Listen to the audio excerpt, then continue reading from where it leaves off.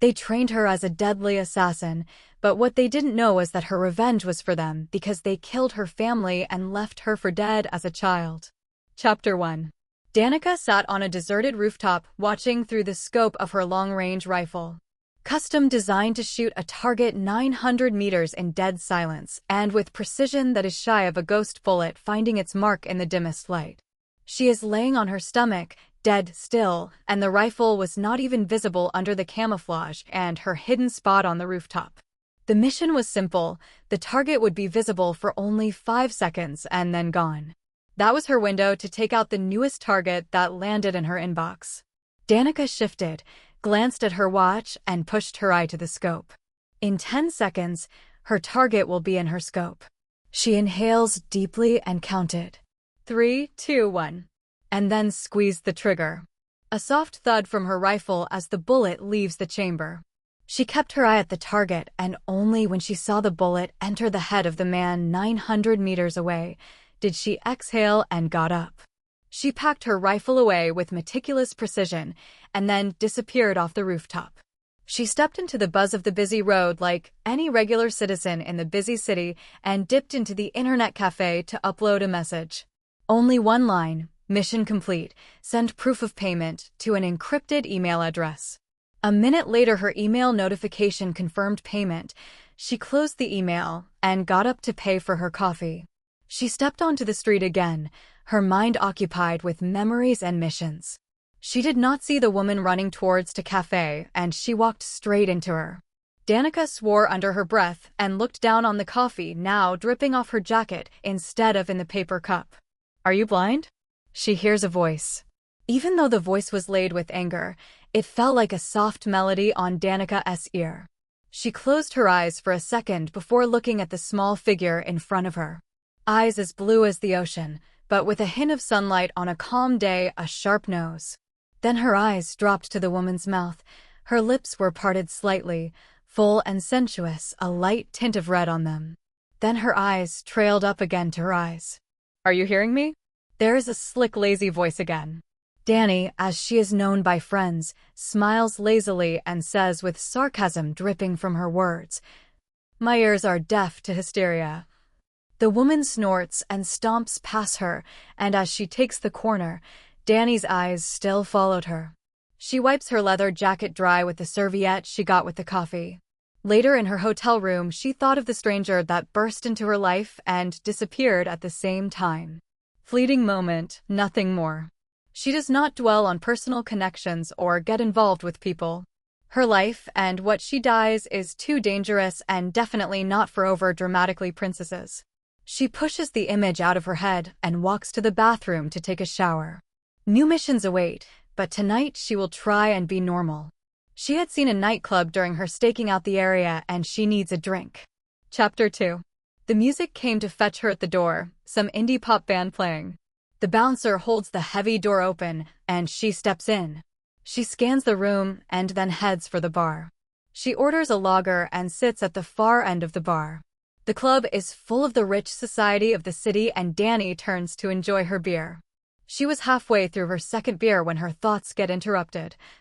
"Of all the millions of people in this city, I walk into you twice today. What are the odds?" Danny turns to see the same woman that walked into her earlier on the street. Don't get any ideas that it's a sign of some mumbo-jumbo. "Lady," she hears herself spat out the words. "Oh, and you would be that lucky to be mentioned in the same sentence as luck or serendipity," the woman says, laughing amusingly. Danny's eyebrows shot up, and then she swings around on the bar chair to face the woman. "Oh wow." Using big words now, Danny says, pushing her arms back to lean on the bar counter. She studies the woman for a beat before she smirks. Long raven curls cascading down her shoulders, those piercing blue eyes that look straight through you. Danny's eyes trail further down to her mouth, further even to her petite frame. The slick ruby dress clung to her body, accentuating every curve and a long slide that opens up to a well-toned leg. "Do you like what you see?" Danny hears her say. She looks up lazily and a small smile curve at the corner of her mouth. "The view is better than I expected." And with that, swings back to face the bar. "Are you always this obnoxious, or do you reserve it for specific people?" "Who me obnoxious?" You must be mistaken. I am such a nice person. Alexa looks at the stranger she ran into twice in one day. Her crisp wool shirt stretching tight over her muscled arms. Her auburn hair falls over her back in wild curls. The sleeves of her shirt folded up just above her elbows, and Alexa can see she has spent a lot of time in the sun. She is suntanned and well-toned, like someone that spends a lot of time in a gym. Her face is harsh, but Alexa can see faint laugh lines that has not appeared in a very long time. Her eyes emerald green, her nose strong, and then Alex's gaze rests on her mouth. As she stood there lost for a second in this interesting stranger when she heard her say, "Is the view what you expected?" Alexa feels her lips turn crimson, but she recovers quickly. Not my usual scene, and with that she turns to disappear into the crowd. Danny smiles as she sees her walks away. Swallowing the golden liquid from her glass, leaves a generous tip, and then walks out. Alexa walks away from the bar and feels emerald eyes bore into her back. She straightens her spine self-conscious, and when she reached the center of the crowd turns over her shoulder to see if Danny was still watching, but an empty barstool stare back at her. She scans the club, but nothing. Disappointment flash over her face. Who is this stranger that stormed into her carefully created fortress and is hammer at bricks one by one? She shook her head almost as if to shake her out of her realm. But curiosity bit, and she feel the fangs gnawing deeper into her. Chapter 3. Back at the hotel, Danica paces her room. Icy blue eyes are taunting her mind, and sensual lips that begs to be kissed have borne themselves into her thoughts. Danny never let anyone get close. Her life is mysterious, secretive, and filled with danger. She pulls out her tablet and logs onto her secure site. Scanning through the various camera footage or cameras surrounding the cafe, she saw her first. Then she finds what she was looking for. The image is grainy but unmistakable. She captures a screenshot and inputs it into the facial recognition software. It takes a while to search. She gets up pouring a whiskey and stands at the window. The city buzzing with activities and lights dancing in the cool night. Danny is lost in thoughts when the notification dings on the tablet. She looks down on the screen. And there in front of her is the image of the woman that's been haunting her thoughts. She scans through the article, but disappointment flashes over her face as for now, this mysterious stranger renames unknown. There is not much information on her. Images of her at a club, a mall, and even the cafe, but nothing else. Danny knows that no one is this unknown. There must be a reason. And she vows to make it her personal mission to find out who the perfect stranger is. Days turn into weeks and life seems to continue in Danny's clandestine life. Targets come and she takes them out, but one image keeps blurring her peripheral. She was lying on her bed one stormy night when a new notification came through. New target. She reads the instructions and starts her preparation as she's done countless times. Always a shadow, trailing her target. Like a predator hunting prey. A week later she was preparing for the hit. She is hidden in the trees, 750 meters through her scope. She watches her target. The silver-head man is standing in a garden talking to some people. It seems like a small gathering of some sorts. The sun is behind Danny, coloring the horizon in rainbow colors. She watches him moving from one group to another. Then her breath caught. Standing there was the woman that has been haunting Danny for weeks. Dresses in a long flowing turquoise dress that's hugging her figure perfectly. The material is flawlessly falling from her body, every curve subtly accentuated through the fabric.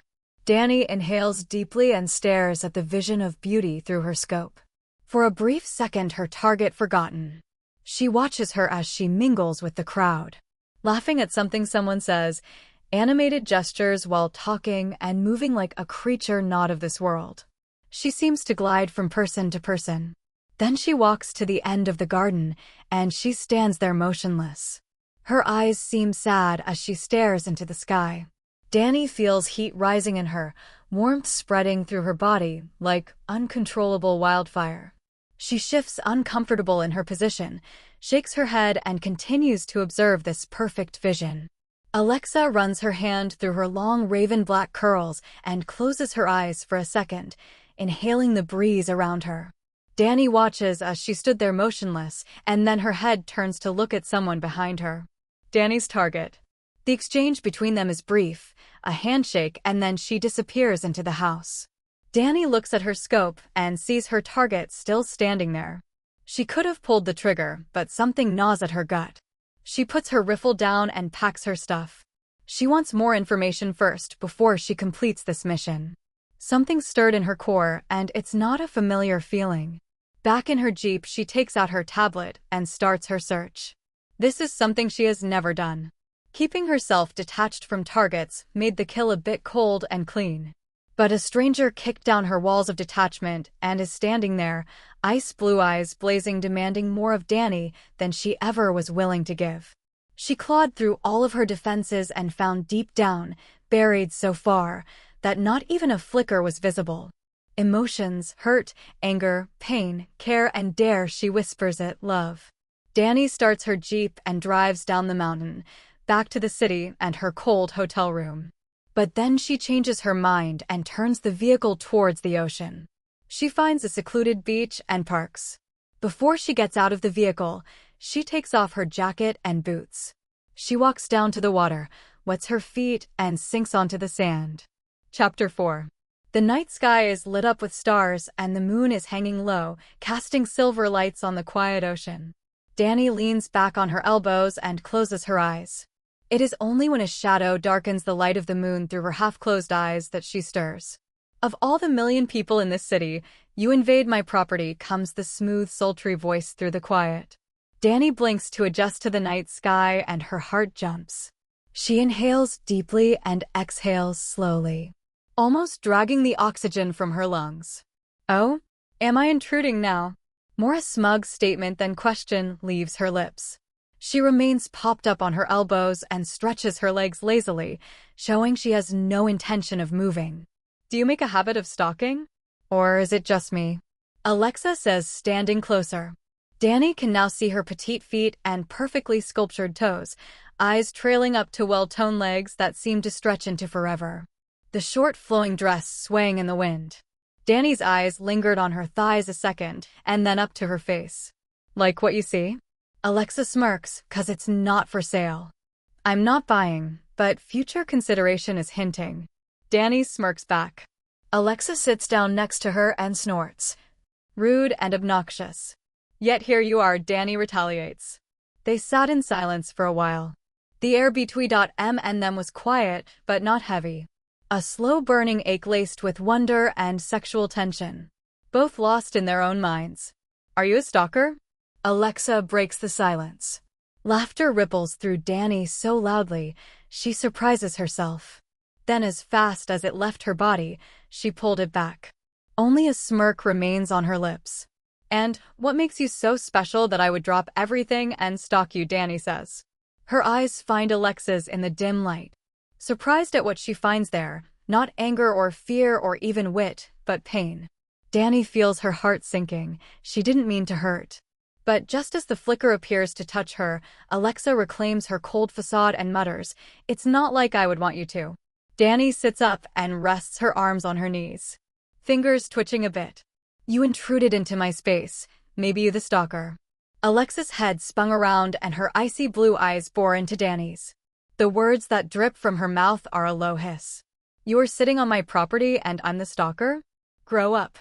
That caught Danny off guard. She puts her hands in the sand ready to get up, but Alexa caught her wrist.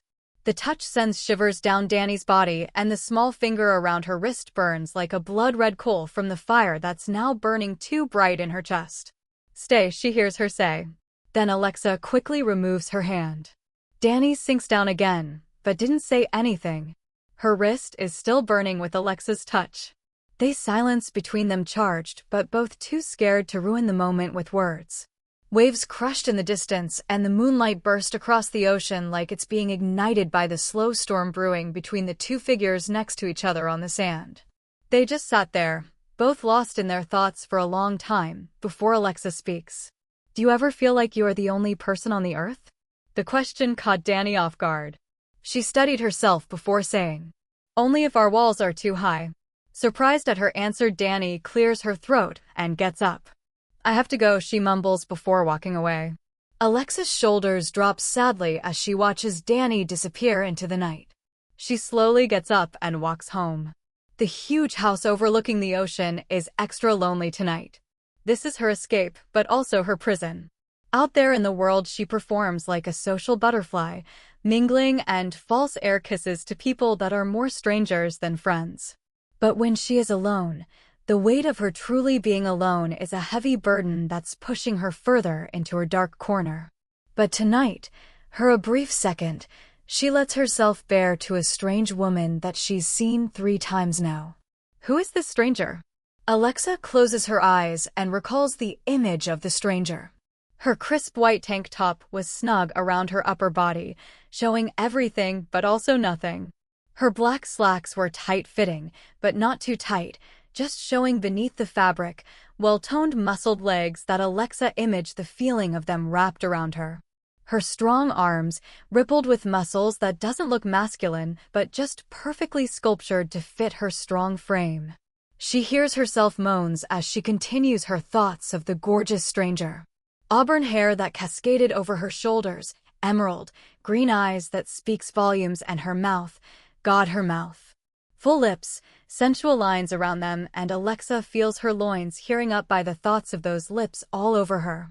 Fuck, she murmurs as she steps into a cold shower, almost as if she tries to kill the fire in her heart and between her thighs. Back in her hotel room, Danny paced the room briskly. Get yourself together, Danny, she tells herself. Don't let yourself go weak. But Alexa's image taunts her bravado.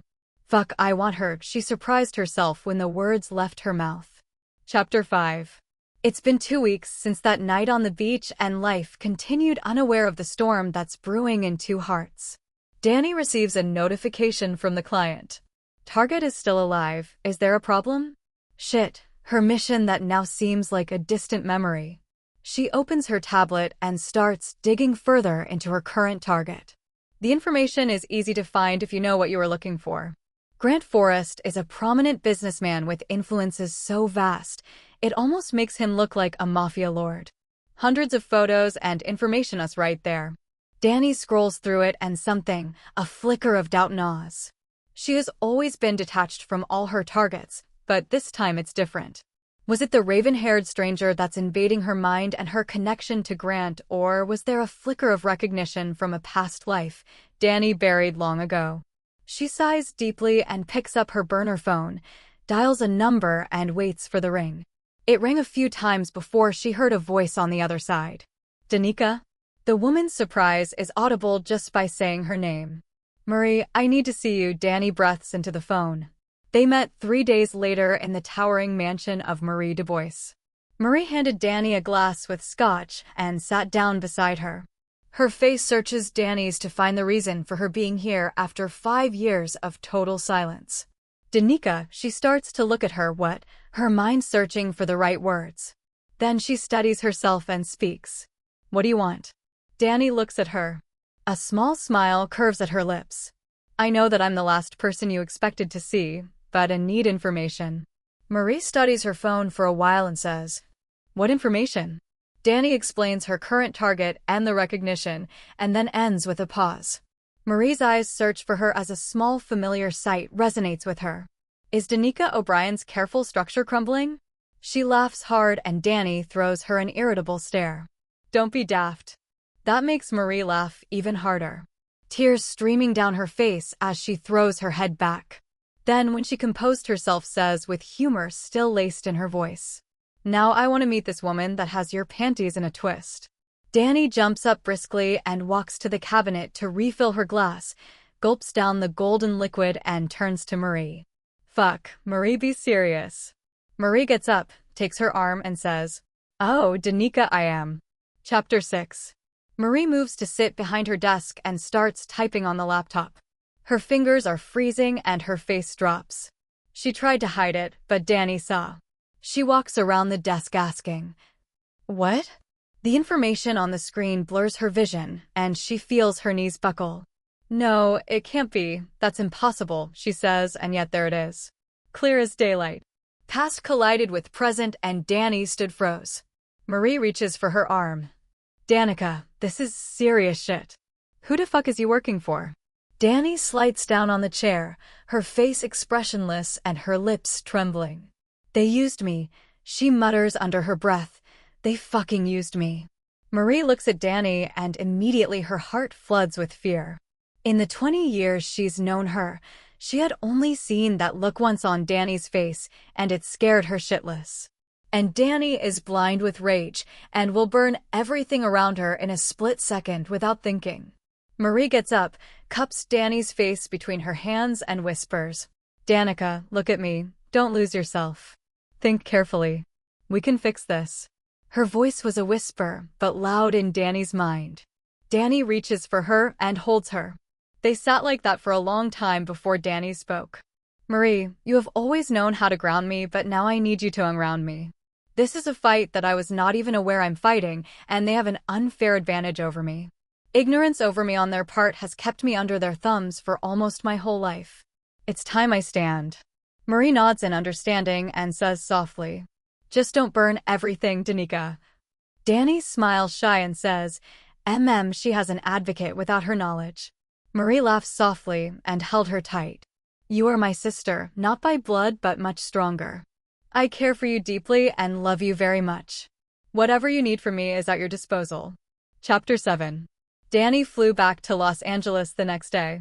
Plans fully intact of how she will proceed. They trained her. They made her, turned her into a deadly assassin, a cold-hearted killer and a shadow that no one knows existed. Now they will use those skills in them. They will not know what hit them until it's too late. Danny's plans fall into place with the help of Marie. The organization she has been working for is the same bastards that killed her family and left her for death 30 years ago. She was 6 years old and the painful memory surfacing slowly. The house was blown to pieces as she crawls out from the rubble. Her dad had pushed her into a room, locked the door from the outside, and silence fell around her. It was only when the building shook around her and she felt the roof cave that she realized in her small brain that everything and everyone is gone. She stood there in the rubble, dress torn and dirty, tears streaming down her face. The firefighters saw her and called social services. She was raised in a foster home, and that is where she met Marie. Both 6 years old and both fragile, but found solace in each other's company. Never apart, never alone. Danica wipes her eyes as if to wipe away the pain. She triple-checks her equipment, guns, knives, and explosives. She zipped up the duffel bag, slings it over her shoulder, and gets into the elevator. The ride down is quiet, and as she steps into the lobby, the night guards glance up, nods his head, and continues to his book. Danny drives to a skyscraper on the edge of the city. Los Angeles is buzzing with anticipation of what's to come. Danica slips into the building unnoticed and quiet and plants the explosives strategically on every floor to cause maximum damage. Then she crawls up the last stairs to the top floor. The room was dark when she slipped into it. She leaves a single photo on the mahogany desk and disappears the same way she came in. Then she finds her position 950 meters on the opposite side of town inside an abandoned building. She touches the rifle with admiration and smiles. Marie had modified her existing sniper rifle, but a small butterfly on the base of the handle glimmers faintly. Marie's signature. Danny rubs the butterfly and pulls her shoulder straight. She finds a comfortable position and waits for the night out. The sun rose slowly behind her. Danica opens her eyes slowly, stretching slightly, and inhales the morning light. She gathers her things and then crawls to the edge of the roof. Her rifle was already set up. A single bullet finds the chamber. One shot, that's all she needs. Then she will end it. Danica knows that it's a Saturday, so office staff will not be there. But on the second Saturday every month there is a board meeting and all the right players will be gathered on the top floor. She watches through her scope and sees the silver head man enters the room. He walks to his desk and freezes. Picked up the photo and looked around. Something panic flashes over his face. Minutes later, the rest of the top structure of this clandestine organization enters the room. Danica can see from where she is observing them that they are all looking stressed. Then she inhales. 321, her signature move. And squeeze the trigger. With surreal precision, her bullet finds its mark. It slices through the window and slams the man's head back, perfectly entering between his beady eyes. The rest of them jump under the desks trying to hide, but Danica already pressed the detonator. The earth rumbles as the explosion hits. Wave after wave. First the ground floor, the second, then third, fourth, and finally the top floor. Like a dangerous snake coiling around the building with no escape. She watches the panic and fear of all 11 members wash over their faces, knowing what their fates are: death. Chapter 8. Danica exhales slowly and picks up the burner phone, dials, and says into the phone, "It's done. That's nothing further." She ends the call and rolls onto her back, closing her eyes for a second, listening to the sirens going crazy below her. She is free for now. What follows next, she will have to deal with, but right here, she is savoring for a hot minute. She packs her rifle away, neatly dismantling it so that it all fits into a small attaché case, and with her backpack, she leaves the building. No trace of her ever being there, no trace of her being responsible for taking out the biggest, most fierce secretive organization ever in Los Angeles. She gets into her Jeep and steers towards the hotel, but then she slows down and turns the vehicle around. She drives west, road leading out of the city. Driving for 3 hours straight, she finally reaches her destination. The gate of the property swings opens with the touch of a button, and she drives up to the old mansion that has seen better days. Overgrown garden, peeling paint, and dirty windows. She steps out of the Jeep and walks to the front door. Years of it being locked have made her push a little harder to get it open. The inside is a stark contrast to the outside neglect. Furniture stood under sheets, but the house is clean. She has a cleaning service that comes in twice a month to clean. They have many a times offered to include garden services, but Danica always said no. She flips the light switch on and the electricity hums for a second before illuminating the room. Even though it's void of the usual individualized touch, like pictures of family and friends, it still has an aged charm of peace to it. Danica throws wood in the old fireplace and lights it. The flames flickers on, like it was called back from the brink of extinction. Then starts to dance and brings warmth with it. Danica starts pulling sheets off furniture and then stands in the middle of the room looking around. This was the property her family home stood before the destruction, the loss, the pain, and the start of her lonely life. She walks towards a door and touches its revenant. This was the only thing that survived the blast and kept her alive. She found it years later where the blast had swung it into the woods. When she became of age and had made enough money from her missions, she bought the property under her new name to avoid exposure to her family. She builds the mansion exactly like her mother used to tell her when she would tug her in at night. Her father stood by her door and just nodded. The memory brings a deep pain to her chest, and before she could stop it, tears streamed down her face. She sunk to the floor and just lay there sobbing. The pain, hurt, longing, and loss that she has been pushing away finally comes to the surface. Chapter 9. The sunlight through the dirty windows creeps slowly up her face. She had been lying there the whole night, her body accusing her of abuse as she tried to stretch. Finally, she gets up and walks upstairs to take a hot shower.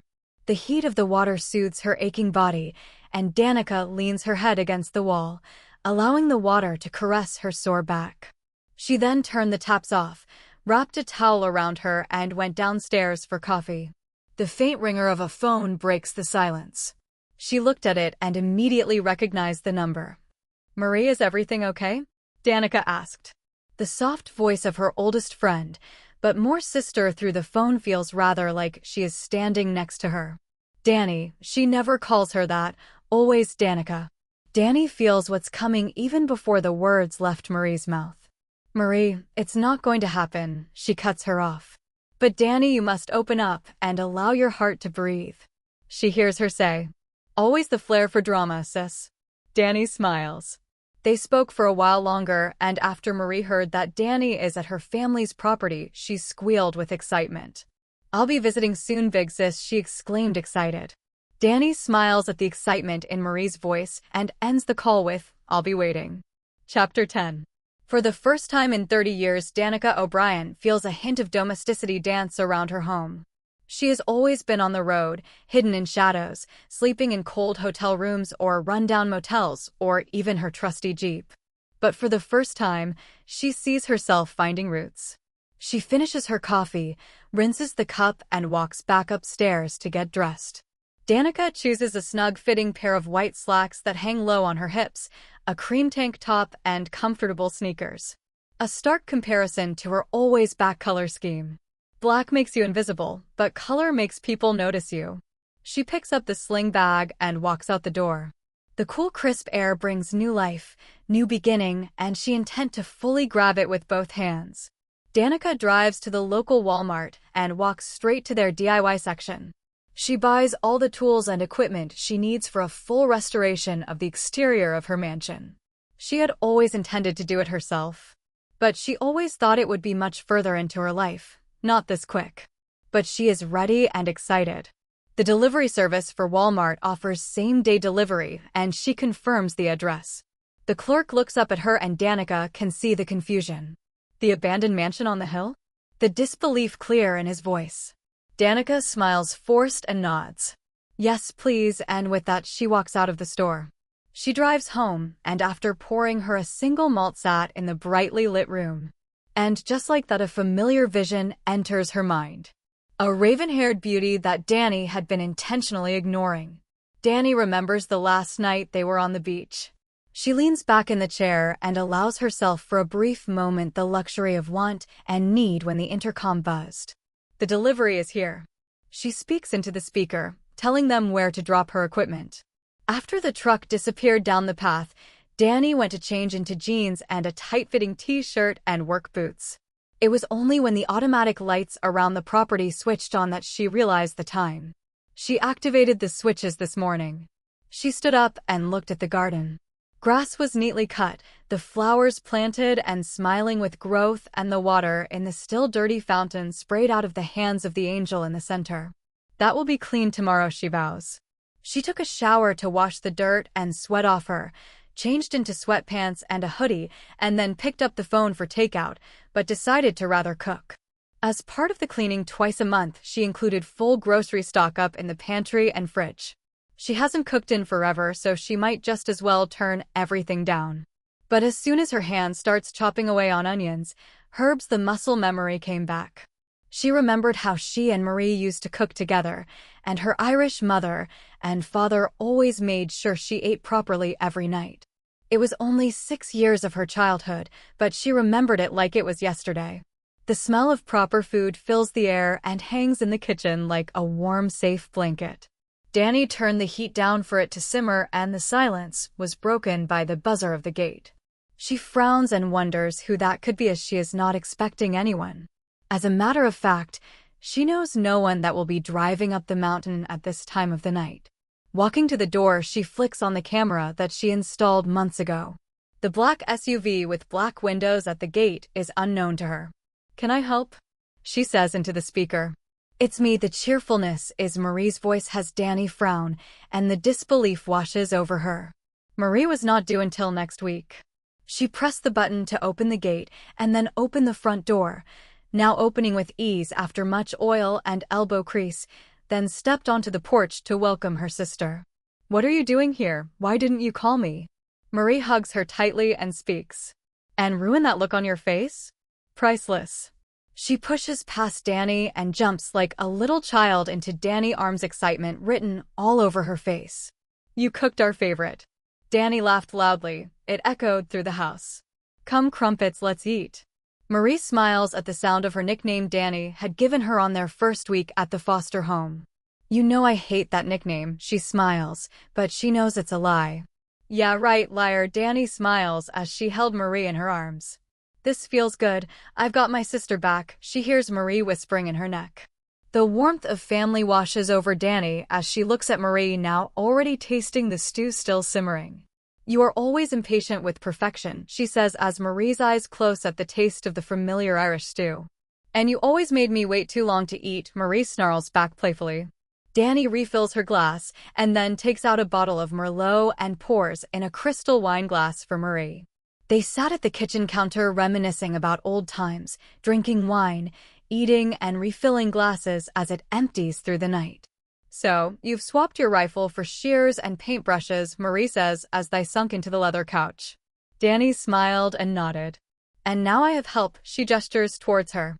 "Oh no, you can't afford my services, and I come too highly recommended." They both laughed, and for the first time Danny just stayed in the moment. It wasn't until Marie, with a hint of mischief, says, "So have you made your move already?" Danny nearly choked on the whiskey. "Marie," she gasped, "are you trying to kill me?" Marie laughed and then said, "But seriously, Danica, you need love in your life, family, and support." "I have you." Danny dismissed her probing. "Not the same. Sisters fill your life differently, but lovers, partners, they complete you," she continues. Danny knows Marie is right, but is she ready to let anyone in? Marie, sensing the hesitation in Danny, puts her hand on her arm and smiles. "When it happens, just let it. Don't close yourself off." Danny looks at her for a long time and nods. They spoke for a bit and then returned to their rooms for the night, with a stern early start to the tomorrow from Danny. Chapter 11. They continued the week's renovations. Marie chose ridiculous colors for painting outside and smearing mud all over Danica. On Thursday night, they stood side by side, admiring their finished project. The light gray color for the mansion blends perfectly with the white shutters and the green of the garden. The fountain was light blue with green and orange subtlety blended, and as usual a small butterfly in a corner. "Had to put my stamp on," Marie exclaimed. Danny laughed and put her arms around her. "Thank you, Crumpets. This means a lot." She kissed her forehead, and that's when she realized that she has come full circle. Friday morning brought lazy vibes. Danny sitting in the huge leather chair reading, Marie lying on her stomach in front of the fireplace, swinging her legs. "Let's go out tonight, drinks, dance, and have some fun." Marie says, not looking up from her book. Danny looked at her and asked, "Are you ready for that huge step, Marie Olivetti? Is the domesticity now breaking down your mafia facades?" They both laughed, and then Danny nodded. "Okay, let's do it." Marie smiles in agreement and continues reading. Danny continued to look at her, laying on a soft rug on the floor, humming a slow melody and looking at ease. Not the hardened mafia boss that rules the whole of Ireland. Their paths were very similar and also so different growing up. Marie found out her family was the biggest mafia organization in Ireland, and she was placed in the same foster home as Danny for safety, to keep her out of harm's way. When she became of age, she took over the operations. Learned quickly but changed it from just brutal killings to a sophisticated, never-seen or heard of operation. Technology was implemented, and with deadly precision, she could take down governments, enemies, and foes without leaving her home. She was also equally generous with the community and earned the name Ryanak, Little Queen. Now laying lazily in front of her, she looks normal. Danny smiles as she continues her book. Chapter 12. Later that evening they stepped into the club. Danny remembered the slow indie music from the first time she was here. The bouncer kept the door open, his eyes on Marie smiling. Danny took her hand, and they stepped into the bustling venue. They walked hands interwoven to a table, and Danny leaned to Marie saying she would get the drinks. Danny stood at the bar waiting for the drinks when a familiar voice spoke behind her. Her blood heating up at the smooth voice of Alexa. Danny turned and looked at her. "Look what crawled out of hiding," she says smoothly. Danny, now fully turned to her, took in every inch of this gorgeous woman. Her hair pinned up, but a few stubborn strands that refused to be tamed hung over her cheek. Her icy blue eyes sparkling in the golden lights of the bar display. A light touch of red lipstick on her lips. She is dressed in a slick red dress that Danny finds herself in her mind ripping off her. She shook the thought out and said lazily, "Creatures of the night always find each other." Alexa looks at her and then at Marie.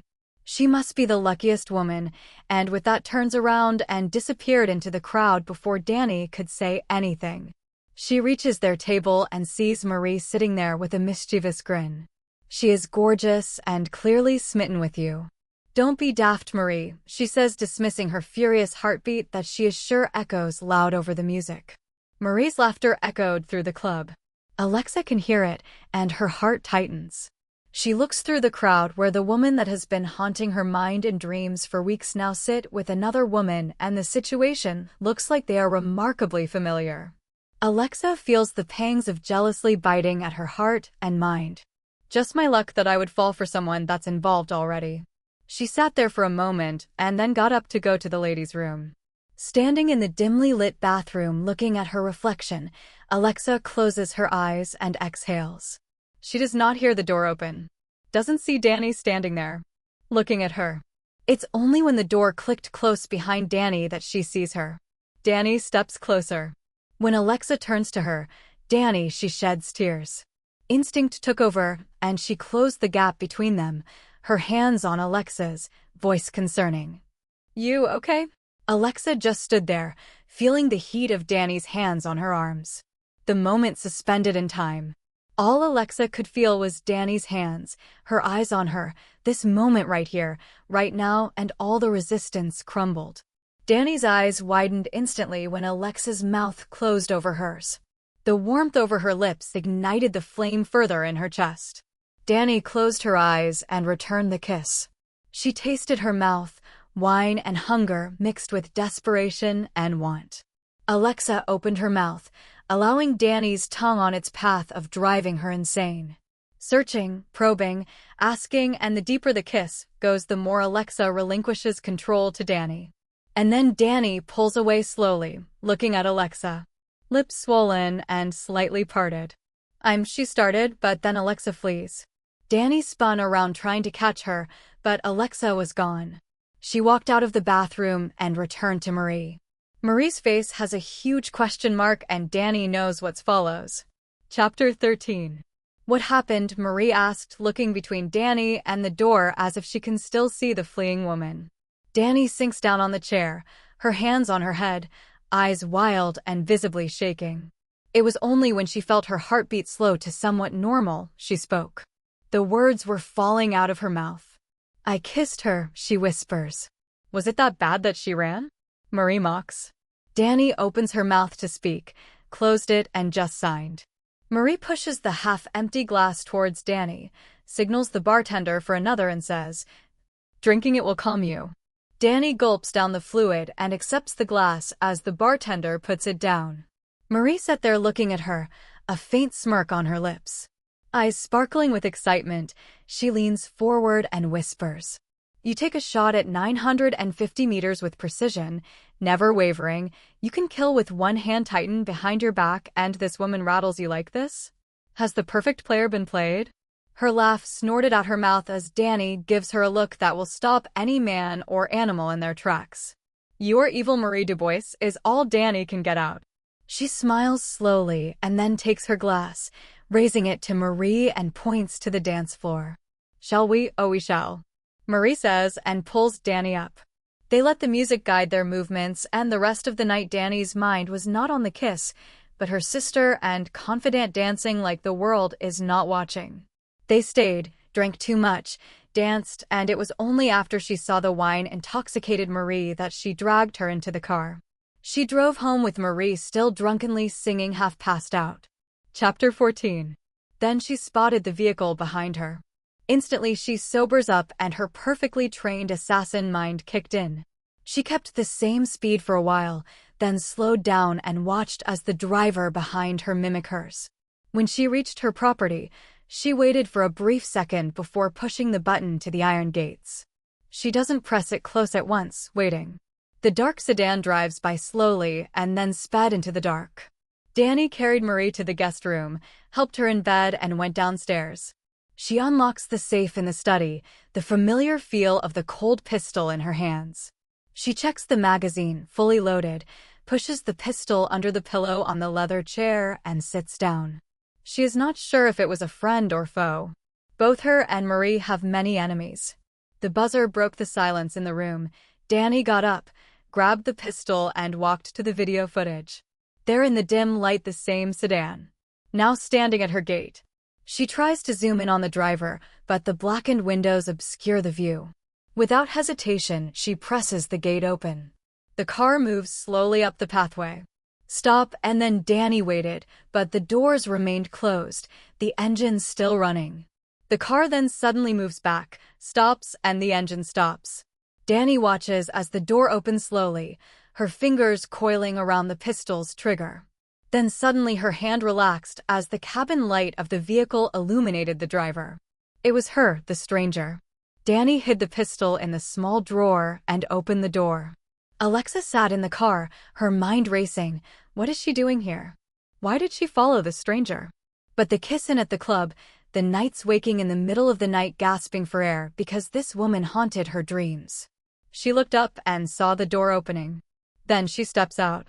She was dressed in the same white slacks hanging low over her hips, the soft pastel shirt now hanging slightly open, the tan sports bra peeking out. Alexa sees the muscled stomach and her mind races back to how she felt against her in the bathroom. "You're staring," she hears her say. Her cheeks turn crimson as she felt caught in the act. Alexa slowly gets out of the car, leans against it, and speaks. "I'm not stalking, I promise." Danny steps forward barefoot, the wet tiles stopping her. She looks down, then at Alexa and pushes the door wide open. Alexa slowly moves, accepting the invitation. "Your girlfriend here?" she asks as she steps into the warm room. Danny raises an eyebrow and then realizes what she meant. "Marie is asleep upstairs." "Marie," Alexa says softly, beautiful name. Then she turns and looks at Danny.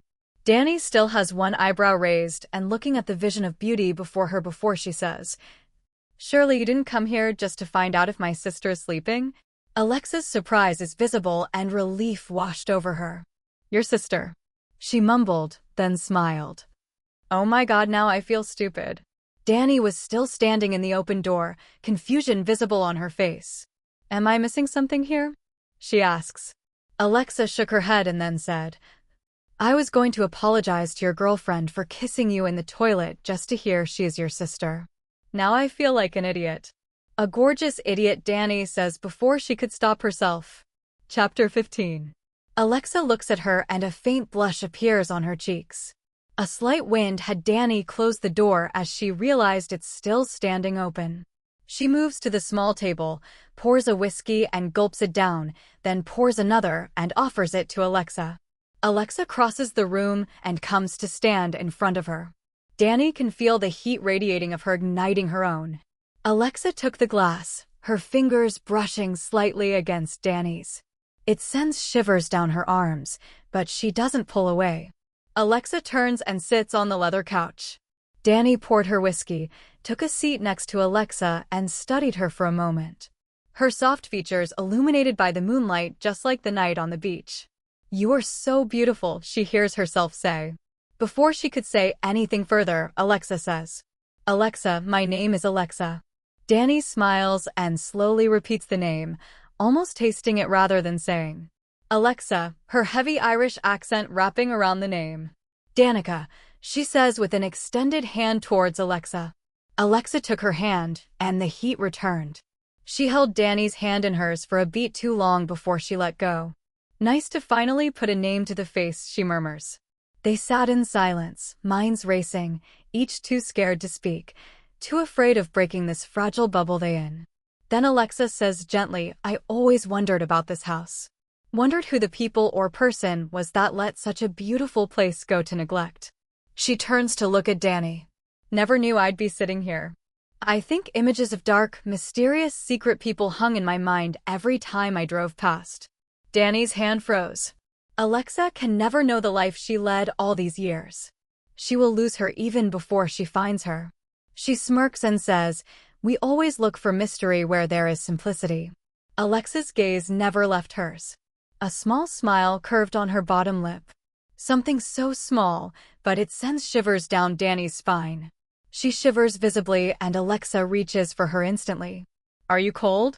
Danny stares at her hand on her arm and, without thinking, pulls Alexa into her arms. Her mouth closes over her. The kiss was hesitant at first, but when Alexa gasped into her mouth, Danny pulls her even closer. Their mouths exploded against each other, messy and filled with hunger. Danny pushed her down on the couch, trapping her with her legs and her arms pulling her deeper into her. Alexa's hands in Danny's hair, her body arching up to melt into one with Danny. Danny's hand slid down to Alexa's waist, then down her hips, finding the slit in her dress and pushing it further. Her fingers toying on her bare skin.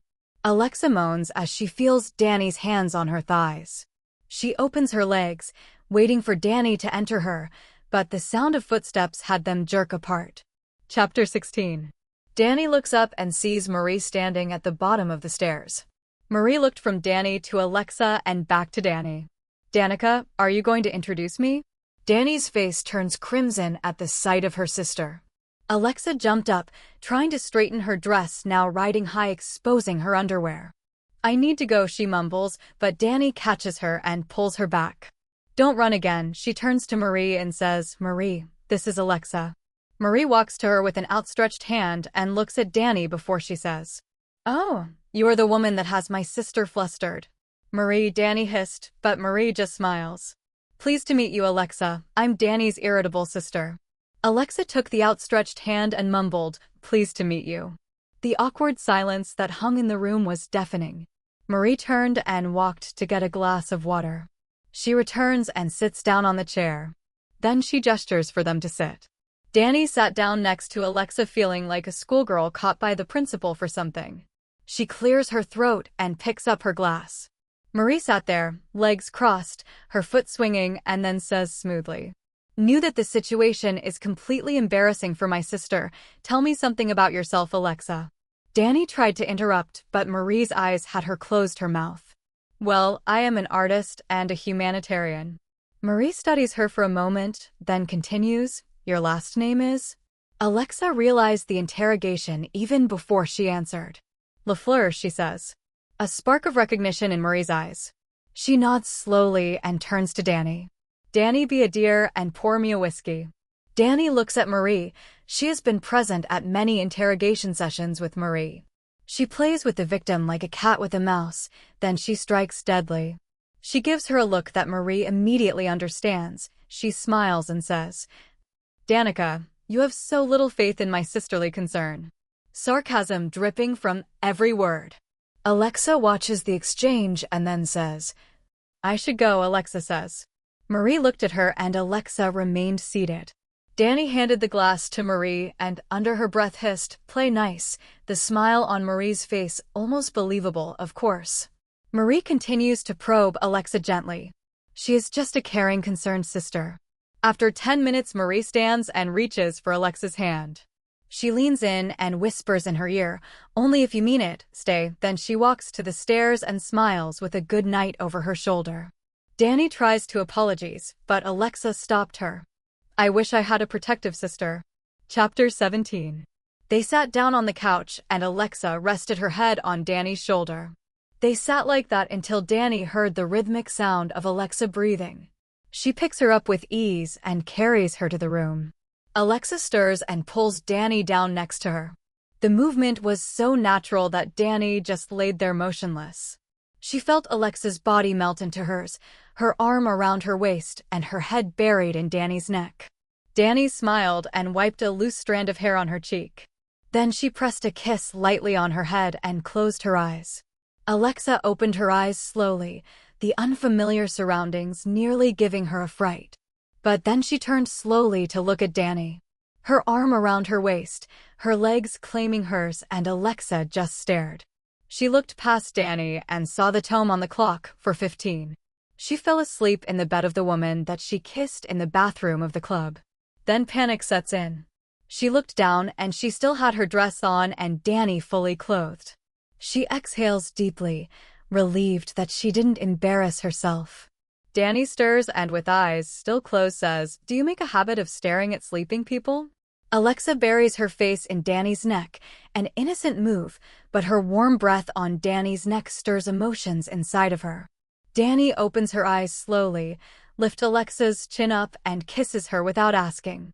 Thus, tome gently with revenant, almost like she is scared to break her. Alexa gasped at the tenderness in Danny's kiss and push up, straddled Danny and kissed her.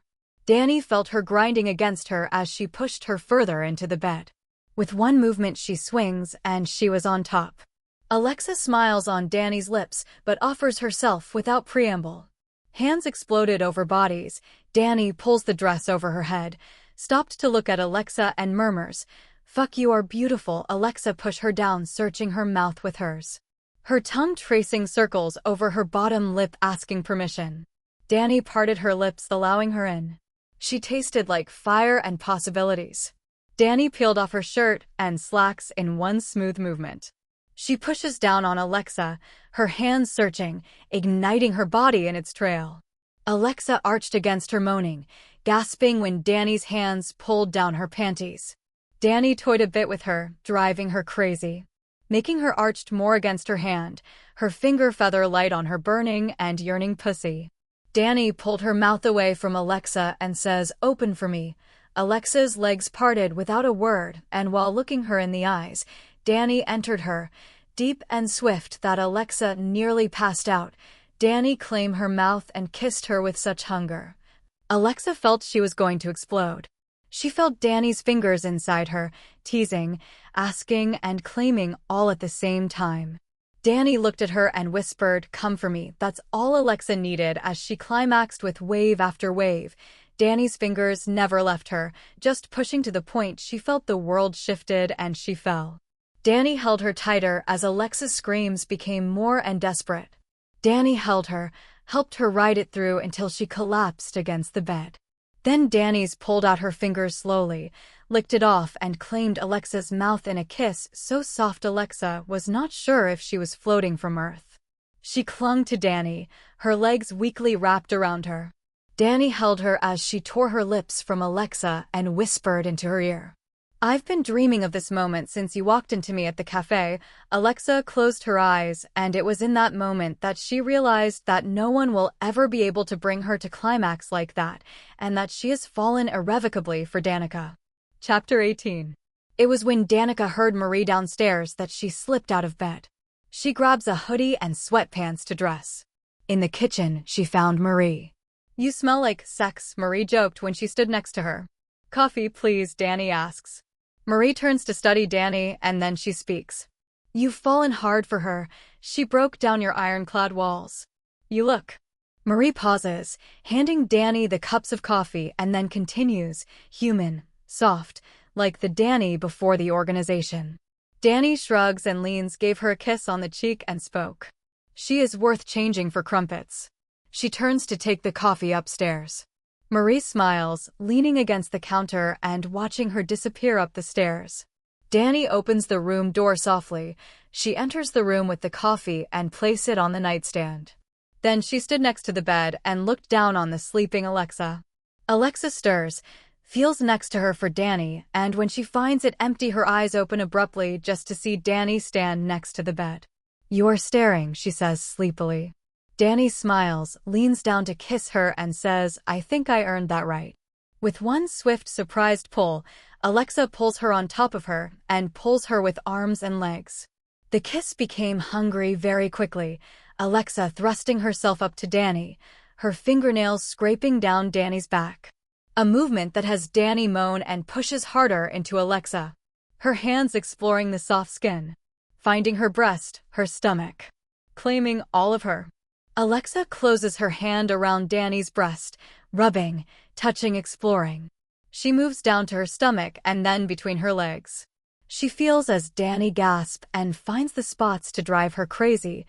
She feels how Danny's body trembles as she pushed her fingers deeper, and when she came, Alexa smiled. Danny slid next to Alexa and looked at her. "You will be the death of me." This is the first time anyone has ever touched her like that. She always was the dominant one. Never had she let anyone have this much control over her. But now laying breathless next to Alexa, Danny knew. She protects this with all she has. "I brought coffee before you attacked me and completely shattered my mind." Alexa laughs in her neck and reaches for the coffee. Then a thought flickered, and Danny sees the change in her. Panic maybe? Marie knows, and yes, she is fine. Alexa sighs, gulps down the lukewarm coffee, and says, "Join me in the shower." Danny froze, then says, Tempting, but then we will have Marie come looking for us." Alexis agrees reluctantly and gets up, walks naked to the shower, Danny watching her like a lovesick teenager. She then gets up to go to the guest bathroom. Alexa found a hoodie and sweatpants in Danny's wardrobe, then walked downstairs. She found Danny and Marie at the kitchen counter talking. "Morning," she says shyly. Danny turned and gave her a gentle kiss. Marie smiles and hands her a cup of freshly brewed coffee. Alexa looks at her and sees a genuine smile that reaches her eyes on Marie's face. "I've never seen my sister this giddy. What did you do to her?" Alexa smiles, a genuine smile, looks at Danny and says, "The feeling is mutual." That is all that she whispers. They spend the day together, cooking, laughing, bonding, and solidifying the newly found love and relationship. Chapter 19. But happiness is always tested by something or someone that cannot see or experience it for themselves. It started with unknown calls, nobody speaking, then cryptic messages to Alexa. She shows them all to Danny and Marie. Then one evening while on her way to Danny's, a black SUV pulls in behind her. Alexa's heart raced as she pushed down on the accelerator. The car burst forward. The next bend and she will be at Danny's. She, however, did not see the other black sedan blocking the road and swerved, quickly hitting a tree. The men were at her door in an instant, dragging her out the vehicle. Alexa screams and the darkness. Danny was standing in the garden waiting for Alexa when she heard the loud bang and the terrifying scream of Alexa. She was running before she shouted, "Marie, quick." Marie stood in the door, heard the noise too, and chased after Danny. They reach the road just as the SUV passes them slowly, the window half open and recognition flashes on both their faces. Danny tries to grab the handle, but the car speeds away. Marie looks at her and, in an instant, sees the old Danny appear. "Danica, let's talk first," she tries, but Danny was already running up the path to the house. Marie catches up with her in the study. She has seen that look once before, the day Danny came to see her in Ireland, just before she took out the organization. Marie picked up the phone, and between the phone calls she watches Danny transform into the cruel, cold assassin she buried for the last 2 months. "You know when this is over you will have to be honest with her," she says softly. Danny nods, but doesn't look at her. Within an hour, they had mobilized enough forces to take down the country if needed. Danny slides the tablet over the desk to Marie. On the screen, Marie sees a red dot moving fast, then slows and stops. Confusion spreads over her face as she looks at Danny. "You put a tracker on her?" Danny nods and then says, "My past is brutal and ugly, and the shadows that live there are not completely gone. So, I needed to be sure I knew she is safe at all times." Marie places her hand on Danny's arm, gesturing understanding. They climb into separate vehicles. Marie will be waiting a block away from the warehouse and Danny, while Danny will do what she's best at. In the warehouse, Alexa sits in front of a thin man. His face is unfamiliar to her. He speaks with a heavy Irish accent.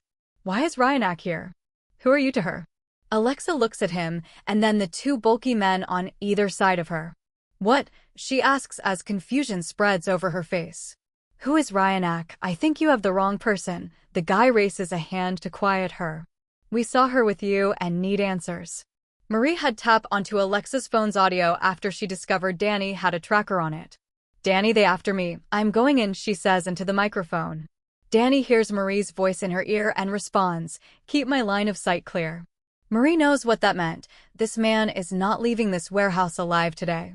Marie opens the door, looks at Alexa and asks, "Are you hurt?" Alexa looks at Marie even more confused now. She looks at her arm where she now feels a sting, small dry blood droplet, and then back at Marie. "Only bruises from the crash." She says more to herself than Danny in her ear. Then Marie turns to the skinny man behind the desk, her gaze lethal and her gun swinging in her hand. "Patrick, what are you doing?" The man behind the desk tries to put on a brave face. Alexa watches them. The bodyguards stand frozen like they hypnotized. The man behind the desk looks like he can dig a hole and disappears. Then her eyes move to Marie. Her ice-cool demeanor has Alexa even more confused. "What is this, Marie looks at her, smiling, and puts her pistol on the desk before placing her hand on Alexa's shoulder. It was all be clear soon. Then she turned back to the man, her eyes now asking the question. He stutters as he explains. "Ryanak, I'm sorry, I didn't think. Just got scared when we learned you here." Marie looks at him and says, I'm leaving, but... She could not finish the sentence when she saw the small red liquid forming between Patrick's eyes. "Damn it, Danica," she whispers, but Alexa heard. She grabs Alexa from the chair just as the first bodyguard fell. Marie fires at the second to take him out. She then looks at Alexa and says sadly, "I am sorry to you. This will never happen again." Marie leads a very confused Alexa out of the warehouse, and they drive to Danny's place. Chapter 20. Danny walked through the door just as they finished their drinks. Alexa ran to her when she heard the door open. Danny held her for a second, and she pulled away slightly to look at her. "Are you hurt?" scanning her, and only when Alexa shook her head did Danny pull her back into her arms. "Come, sit. We talk." Alexa nodded and Marie hands Danny a whiskey. They sat on the couch, and then Danny started telling her their history, her past and Marie's role and the names she heard in the warehouse. "It means Little Queen and no reference to royalty, maybe a bit." She winks at Danny, then turns to face Alexa. "I run an inauspicious organization that rules 80% of Ireland. Danica is not part of it, but her organization ceased its existence 3 months ago at the hand of her. We grew up rough and had to fight for our existence in the world, but we took back our power. What happened tonight will never happen again. Warnings were already issued, and I hope you can find it in your heart to forgive me, both of us." Alexa sat stunted, looking at Marie. Then she turns to Danny and asks softly, "You spared my godfather and risked your life for me?" Marie's mouth drops open and exclaims, "That's what you got out?" Not Danny's ability to take a lethal shot at an impossible range of 950 meters, not the targets or even me as Irish mafia. She throws her hands in the air and smiles mischievously at Danny. She is hopeless. That broke the tension, and they all laughed. Danny got up and held Alexa. They sat in silence, enjoying the break of dawn. Alexa fell asleep in Danny's lap sometime around 4 a.m. Danny looks at Marie and says, "I am the happiest woman. My sister and the love of my life right here in my family's home." Marie smiles and looks down on the sleeping Alexa. "Treasure her. She is something special. Once in a lifetime." They both knew that this was the beginning of the rest of their lives, and it is pure bliss. Thank you so much for listening. Please subscribe and like this video and follow me for more stories. You are always welcome here, and leave me a comment or a thumbs up, just letting me know if you like the story and would like more.